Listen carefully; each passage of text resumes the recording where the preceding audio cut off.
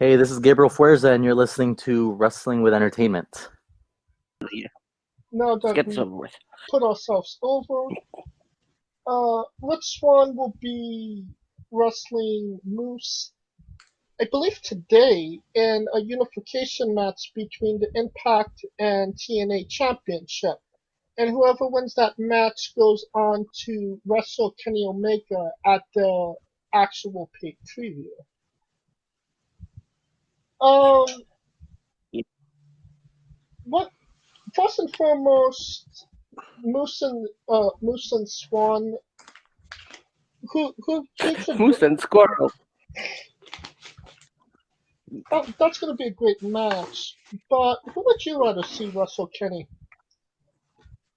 Scooter? Oh, Rich Swann, obviously. I mean, Drew? Nobody. If I could be critical for a moment, the reason why I say nobody is because since this Forbidden Doors thing has opened, Impact has looked like the ugly redheaded stepchild to AEW. So them having a unification match for a belt that they just re-entered in storyline, just to have it go to another pay-per-view to face Kenny Omega. I get what they're doing. It's the Kenny Omega Collector of Belts tour. But I don't give a shit about it, to be honest with you. It's, if we're going to be partners, then we should be equal partners. We shouldn't be, I'm putting you down, I'm bullying you, I'm saying I'm superior to you, and then these two guys, they kill each other to unify the TNA and Impact belts, and then their consolation prize for winning that match is to go face the best bout machine on AEW. I don't really care about it, to be honest with you. And what say you, Kaliko?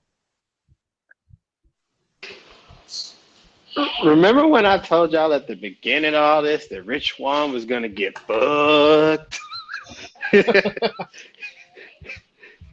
It's coming. It's coming. But, I mean, it's going to be Rich Swann, and here's why. Because Moose is as much as he's limited in ring, size-wise, he's a big motherfucker. You forget this dude played for the Falcons. That's the only reason I even know about Moose. He played DN for the Falcons, so I know exactly what he brings.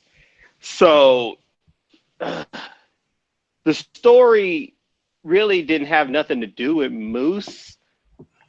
It had more to do with Rich Swann, because remember when they first brought Kenny on, Rich Swann was like, man, I'm the champ. Why can't I go through the VIP line type shit? So Right. it's all coming back to that. It wasn't that. He was trying to leave. Was he trying to leave? I know he was trying to. Oh yeah, he was trying to dip, and then he was trying to dip, and then they were like, "You ain't on the list, so you can't go nowhere," type shit. And that in itself was like, not a good look. I get where Drew's coming from as far as like it's supposed to be equal, but there's a difference. Like Impact don't have no leverage in this shit. Because Impact ain't got no national TV deal. Impact ain't really have any assets to I don't mean to cut you, Kaliko, but I'm going to do it like this. AEW is the NFL, and Impact Wrestling is the CFL. People in Canada don't give two shits about the CFL. I live in a city that has a CFL team, and nobody cares about it. If you live in Saskatchewan, you might care about your CFL team. That's exactly what this whole thing has shown us. Well, when that's what I was going to say. You proving my point. It's like the NBA and the ABA. That's the reason why AEW is going to get over on top. But the funny thing is that like it's because I feel like AEW is like kicking in their door. You would think like other than the Good Brothers, like somebody would be coming on AEW for Impact and like, bitch, you just ain't finna run up in my house. Like that's me. Like if somebody pulling a kick dough on me and I'm not gonna do shit, like that's to me is the bigger sin than anything. I mean, in terms of comparing, the NFL and the CFL. I mean, the CFL, when the teams are either the Stampede or the Rough Riders, literally, those are the only teams. Like, there's like a league of 6 teams of Rough Riders, and the other is Stampede. But we're forgetting one essential thing: that the unification match is happening on Impact territory. Okay, but you're talking about it in such a way like these two belts. Remember, the TNA World Title just got reinstated as a championship belt 2 weeks ago, and now it's in a unification match. And even Scott D'Amore this week on Impact said, "Moose, a year or so ago, you found that belt in a prop closet." So, like, they put themselves down so much. AEW can come in their house, spray paint it, piss on their floor, shit in their toilet, eat all their food, steal the TV, and then nobody from Impact does anything. Not even the Good Brothers do anything. The Good Brothers are in line with Kenny and Don Callis, and Don Callis is like, it doesn't even act like he works for Impact. It's like he works for himself. So it means nothing. If we're going to be going back to the territory days of wrestling, every territory meant something. It didn't matter if you were in the Carolinas, if you were up here in Toronto, if you were in New York, if you were in St. Louis, if you were in California or Florida. All territories meant something, and their champion meant something. Now with this, you're just telling me that Impact Wrestling means nothing. What they do means nothing, and AEW is just going to gobble them up and spit them out and use them as a developmental league down the road for them to get their guys over. That's exactly what they're doing.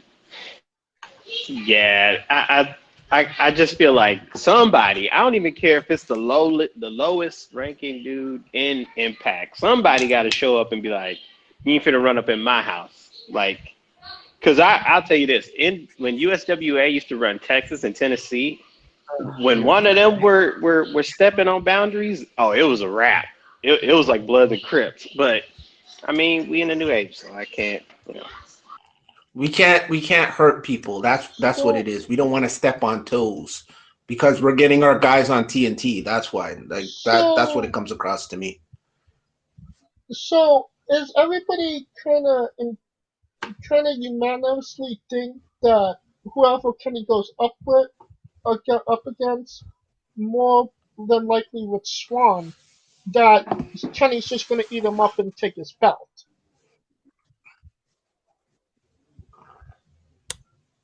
it seems that way. I mean, it just seems that way in the fact that, like, it feels like Impact is defenseless.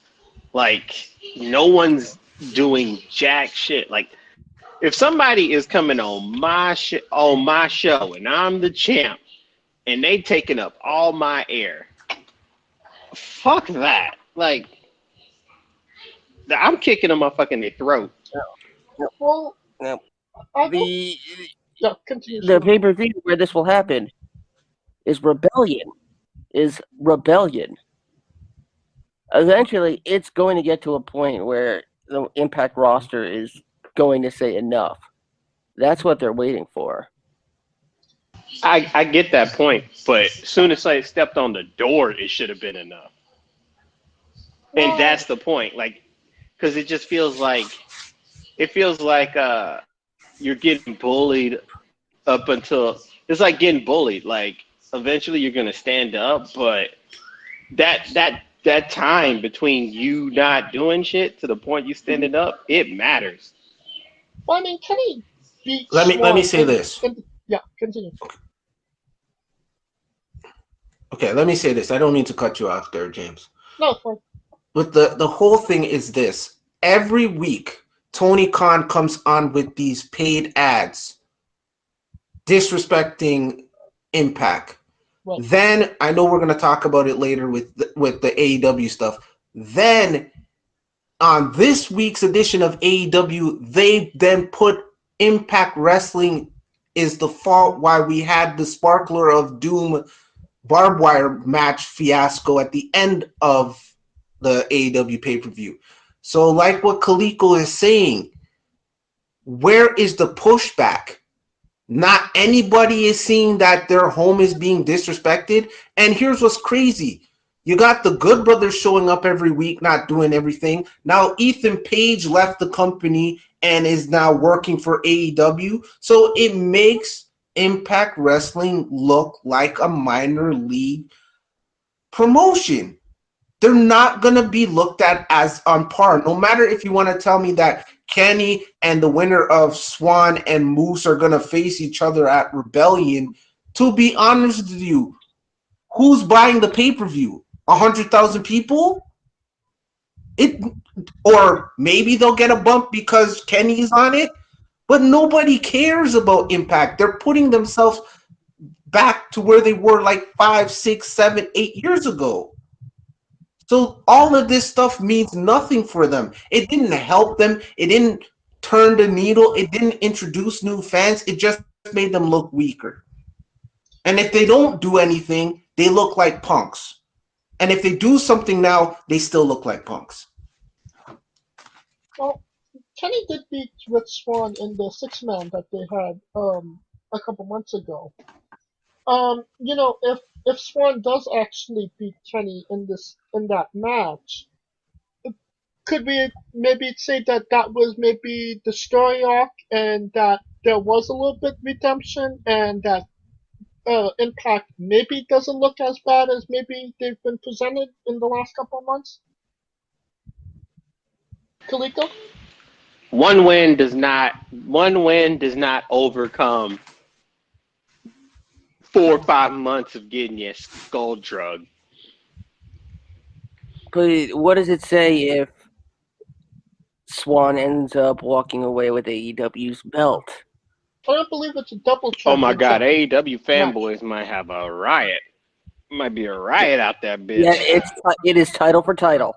Mm-hmm. It is title for title. Okay, then Kenny's definitely not losing.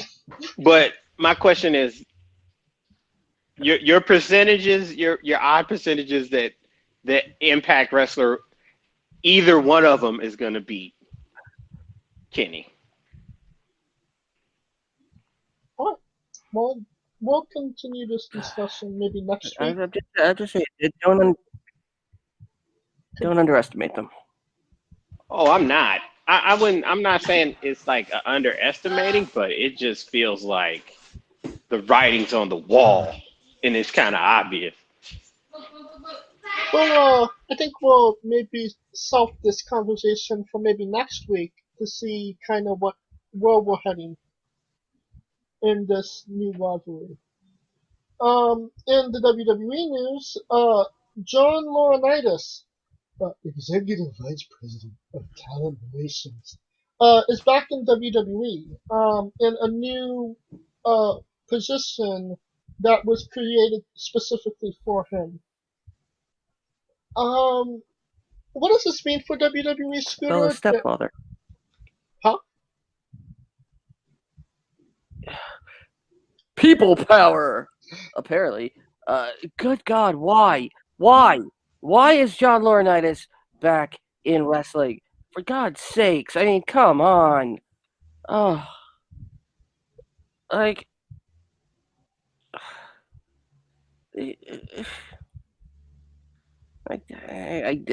there's nothing positive to say about this. There really isn't. All right, then, Drew, you have something negative?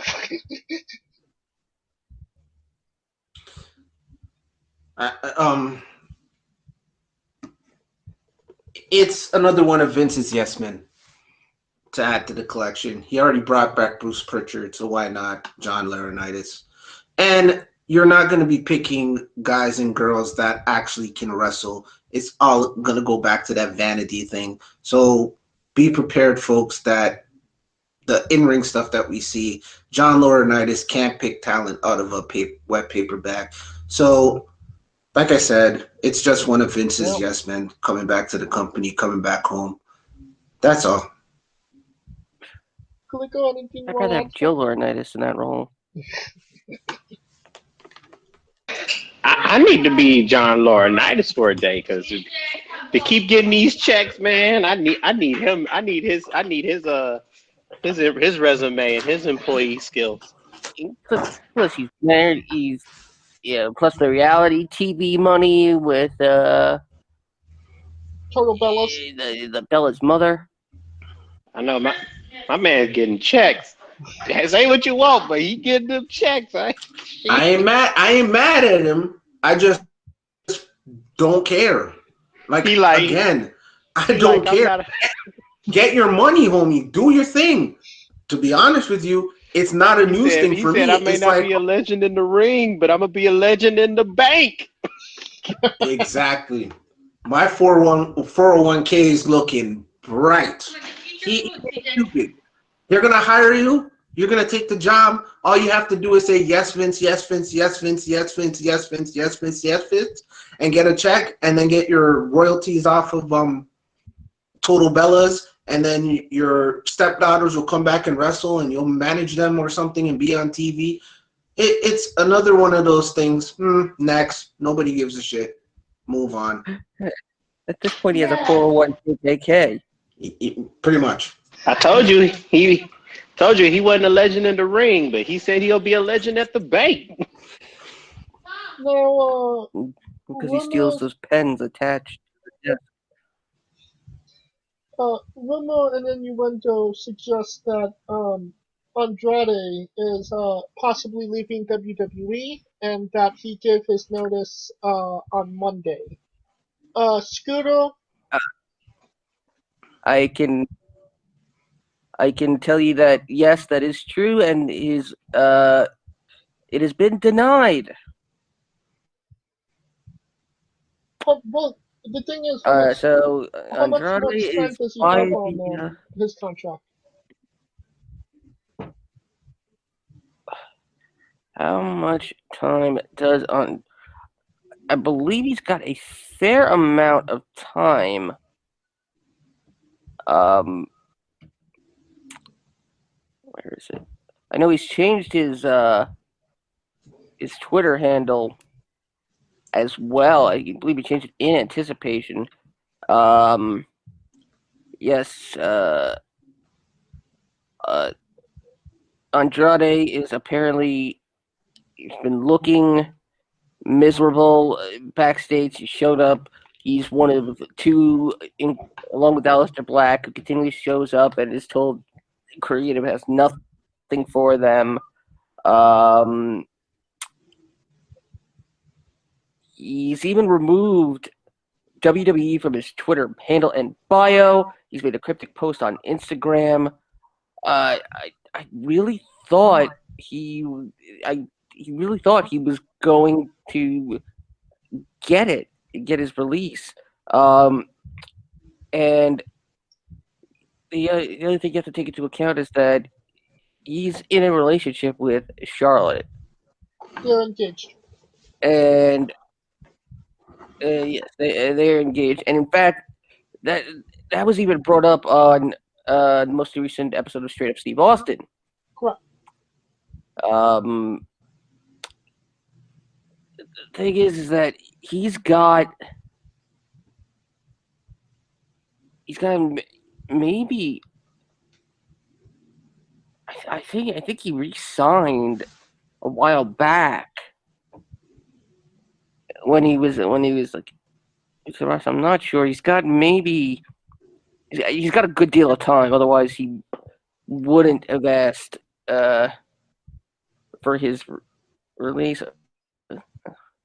Let me crunch some numbers. Let me see what I can find. No, I'll ask you this question. You think that this is maybe a walk, and that all this cryptic social media, the rumor and innuendo, all that stuff, is maybe something that WWE is using as a storyline? No, because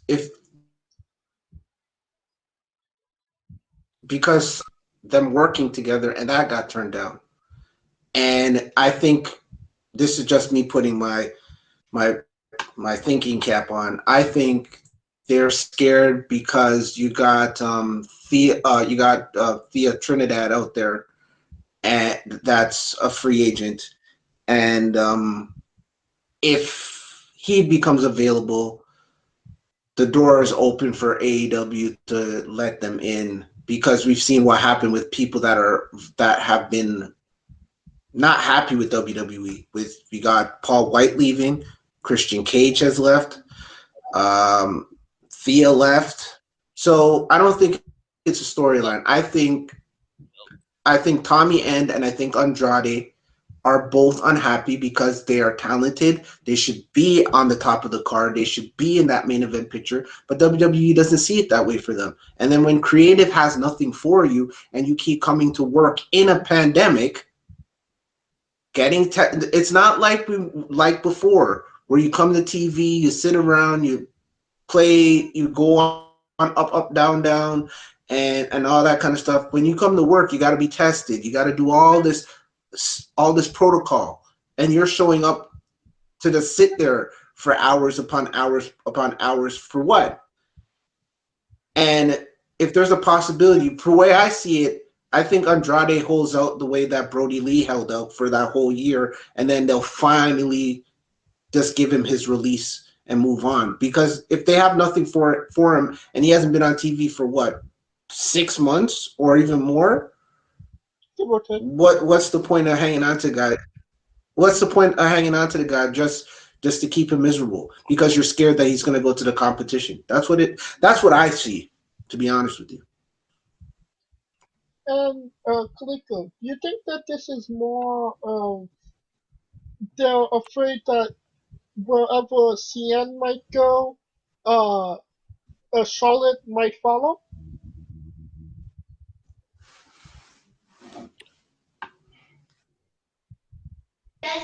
Fuck no.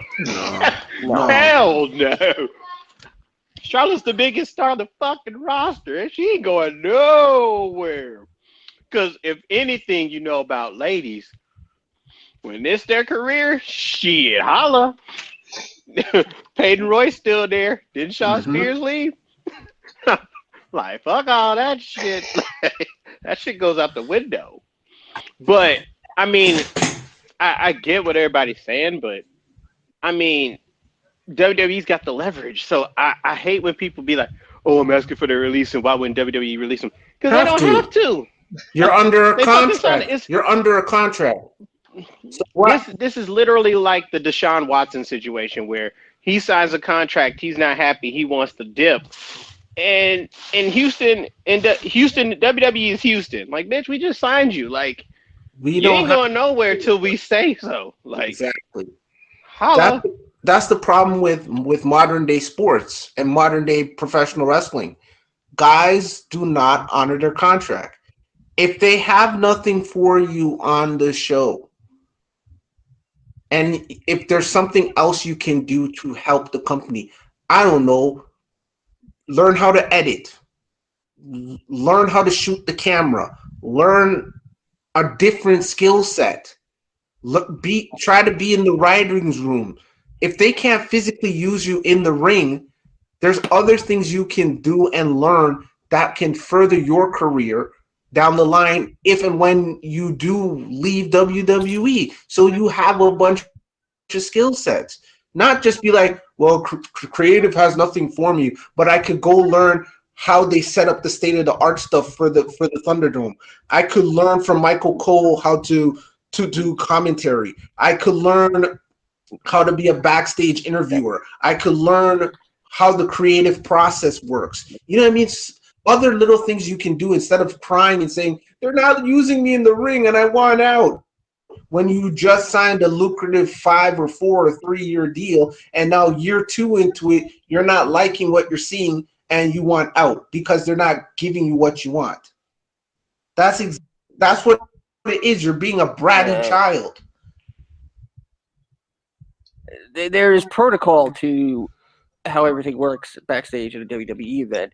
It's not as simple as, oh, let me go see how they do this or they do that. No, that's why the WWE has divisions and teams and specific employees that do this stuff. But okay, that's fine. But why wouldn't you, as a performer, seeing that they have nothing for you creatively, why wouldn't you come up with stuff creatively and try to present that? Instead of sitting here and saying, I want out. And then you just show up on AEW TV. They're not trying to give their competition every leverage. And like what Kaliko said, we just signed you. We ain't letting you go. Just because you want to go because you ain't happy here. So you know what you could do? Quit and leave the damn money behind. Well, his contract is up in October. Okay, then ride it out until October. Oh, he can ride that shit out. Ride it out.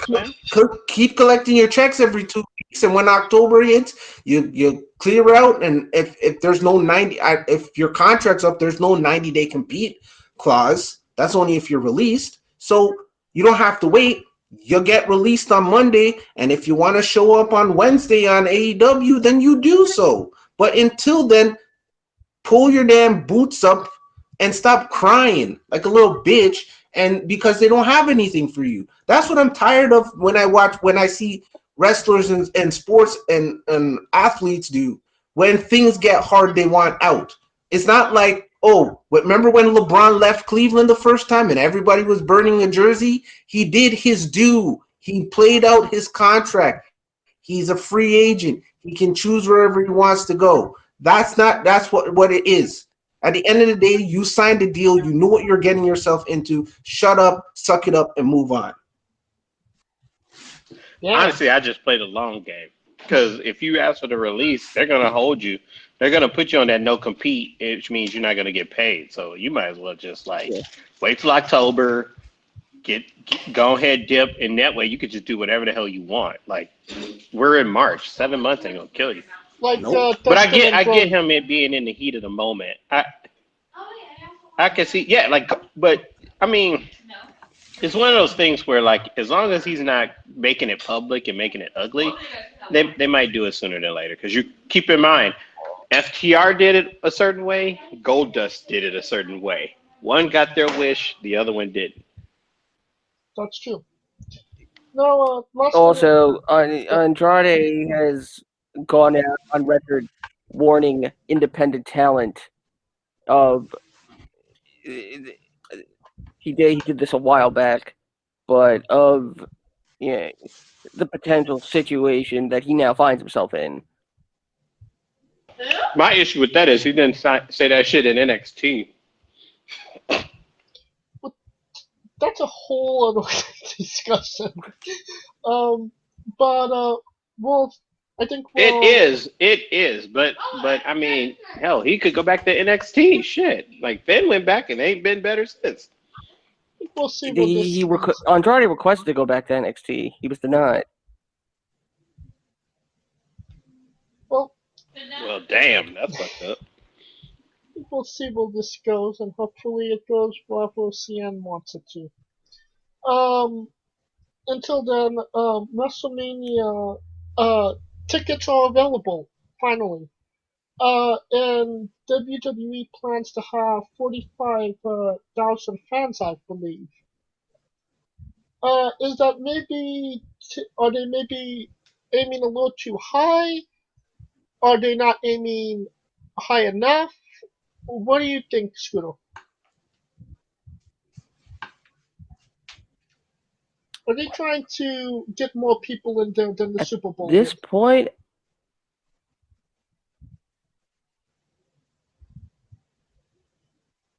at this point, we're gonna see a temporary spike in COVID after WrestleMania. It's gonna happen.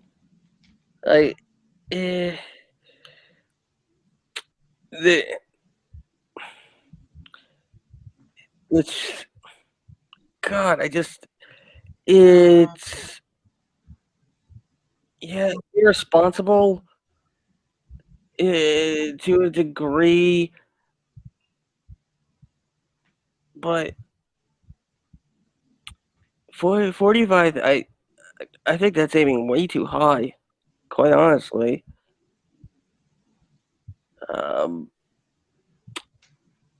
I don't even know if they could, unless they have a written, documented plan, or how they would keep 45,000 people separate. And safe. Yeah, I think I think it's doomed to be a hotspot of virus activity. What say you, Drew?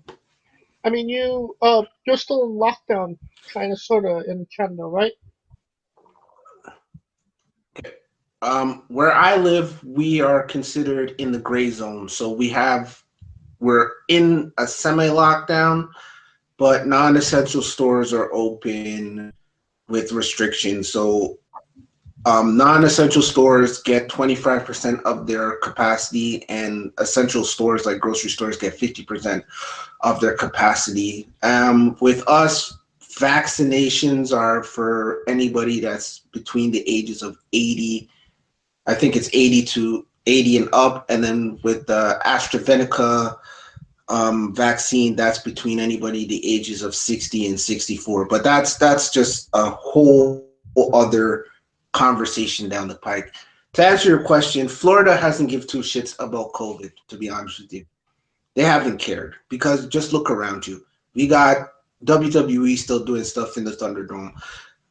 We got the Super Bowl there. We have not mine, but the Toronto Raptors are playing games in Tampa in front of crowds.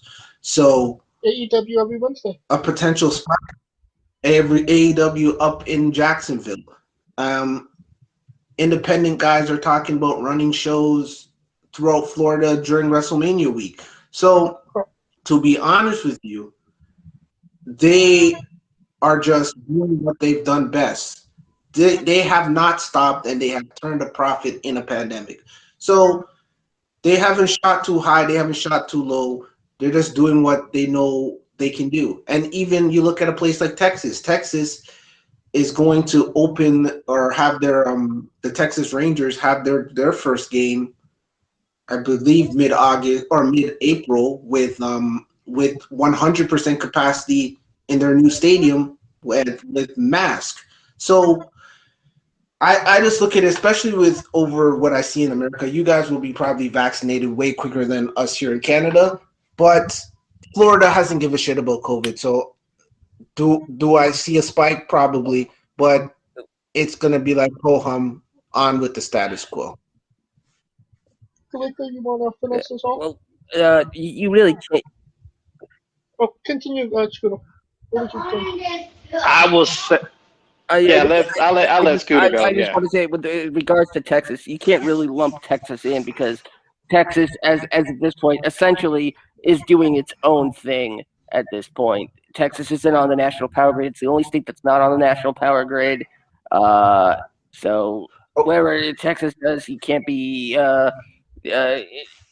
isn't an indication of the country, essentially. No, I'm not trying to lump Texas. No. I just want stating it's clarify that for anybody who didn't know. Okay. All I'm saying is that what we see is that since the beginning of the pandemic, where has wrestling been? Florida, Jacksonville, Tampa, and Orlando. Wrestling has been there. And we've across the board, even here in Canada, we've seen that Florida doesn't care. They could have 20,000 cases in one day, 40,000 cases the next, and people are going out for spring break, going out on the beach, not practicing social distancing, not practicing anything to be safe. And then you're going to tell me that the WWE has an opportunity to turn a profit in a pandemic, and they're not going to take that chance like they've done before since the beginning of this thing? Of course they will. And if they could get 60,000 people in Raymond James Stadium for those next 2 nights, they would. If they could easily get in 2 nights 60,000 on night 1 and night 2, they would do it because it's turning them a profit. Because the WWE is right now, and I'm sorry to say this, and I say it on my own podcast with DB, the WWE is a revenue-driven company, so they only care about their bottom line. We just talked about Andrade being happy. You really think they care about one guy being unhappy? If they can get 45,000 people on night 1 and 45,000 people the next night and get 90,000 people in there, they're going to do it because it turns them a profit. That's what they care about right now. Kalika, you want to finish us off?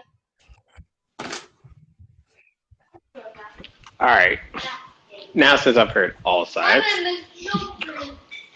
I can see why they would try to for 45,000 because they did 20 some odd thousand at the Super Bowl, and you're thinking you're not going to have a 100-yard field to deal with. So having more people floor would make more sense. So I see that point.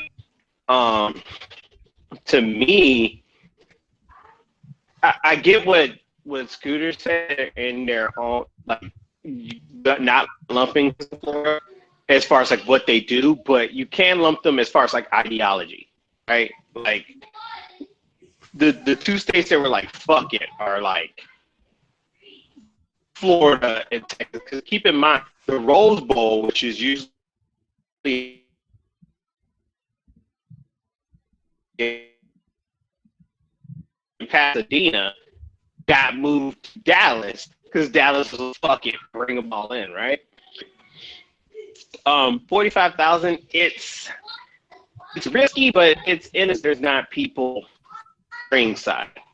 I would say if they could keep everybody kind of like away from the ring, but I do get Scooter's point because y'all know wrestling fans are not the most hygienic people in the world. Therefore, I get that part, because there'd be some wrestling fans, man. We know they'd be missing that soap and water like they don't have a relationship with it. So we gotta. So if you are going, because usually I would love to go, but I'm not going.